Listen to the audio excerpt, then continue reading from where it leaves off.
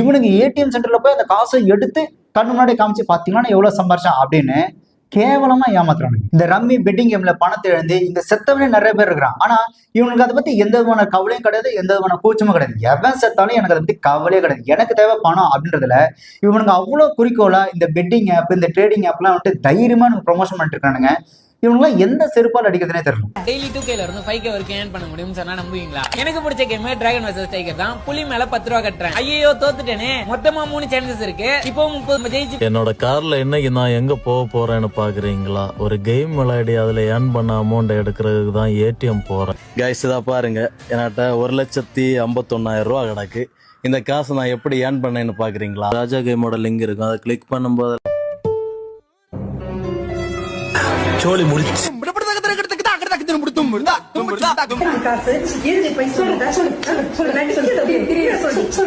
நான் இந்த அமௌண்ட்டை ராஜா கேம்ஸ் விளையாடி தான் நான் ஏர்ன் பண்ணேன். என்னோட பயோல லிங்க் இருக்கு, நீங்களும் ஜாயின் பண்ணிக்கோங்க. இவனுக்கு இந்த பெட்டிங் கேம்க்கு ப்ரொமோஷன் பண்றது மட்டும் இல்லாம ஏன்டா அப்படி ப்ரொமோஷன் பண்ணி மக்களை ஏமாத்துறீங்க அப்படின்னு கேட்டா அவன் அந்த பெட்டிங் கேம் கம்பெனிக்கு சப்போர்ட் பண்ணி பேசுவான் பாருங்க.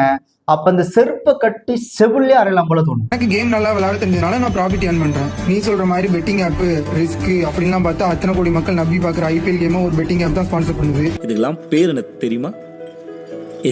இவங்களோட வீடியோ நீங்க ஆரம்ப காலத்துல பாத்தீங்க அப்படின்னா நண்பர்களே, உறவுகளே, எங்களுக்குனா நீங்க சப்போர்ட் பண்ண மாட்டீங்களா, நாங்களாம் ரொம்ப கஷ்டப்படுறோங்க அப்படின்ற மாதிரி சிம்பத்தி கிரியேட் பண்ணி அழுது புலம்பி தான் ஃபாலோவர்ஸை சேர்க்கறது.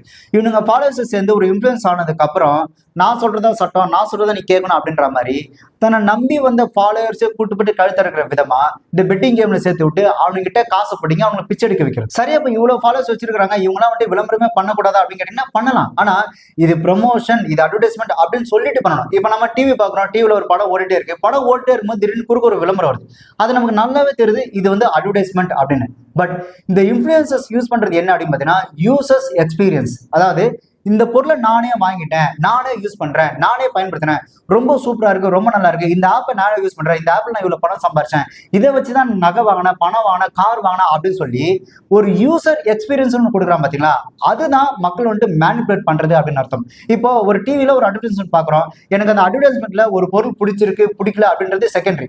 எனக்கு அது தேவைப்பட்டா நான் அதை வாங்க மாட்டேன், அது என்னோட தனிப்பட்ட விருப்பத்தோட முடிஞ்சிடும். பட் இந்த யூசர் எக்ஸ்பீரியன்ஸ்ன்றது எப்படி இருக்கும் அப்படின்னு பாத்தீங்கன்னா நானே யூஸ் பண்றேன், நானே பயன்படுத்துறேன், நானே அப்படின்னு சொல்லி ஒரு நம்பகத்தன்மையை மக்கள்கிட்ட உருவாக்கி அவங்க மேனிபுலேட் பண்றது. அதாவது நான் பண்றேன் நீங்க பண்ண மாட்டீங்களா அப்படின்னு அந்த நானே அப்படின்னு அழுத்தமா சொல்லும் போது மக்கள் நம்புவான் அப்படின்றது நல்லா தெரிஞ்சுக்கிட்டு அந்த நம்பகத்தன்மையை பயன்படுத்தி அவங்க கிட்ட பணத்தை பிடுங்குறது. ஸோ யூசர் எக்ஸ்பீரியன்ஸுக்கும் அட்வர்டைஸ்மெண்ட்டுக்கும் நிறைய வித்தியாசம் இருக்கு. இவனுங்க பண்றது பேர் பாத்தீங்கன்னா மேனிபுலேஷன். அது முதல்ல எங்க ஆரம்பிச்சது அப்படின்னு பாத்தீங்கன்னா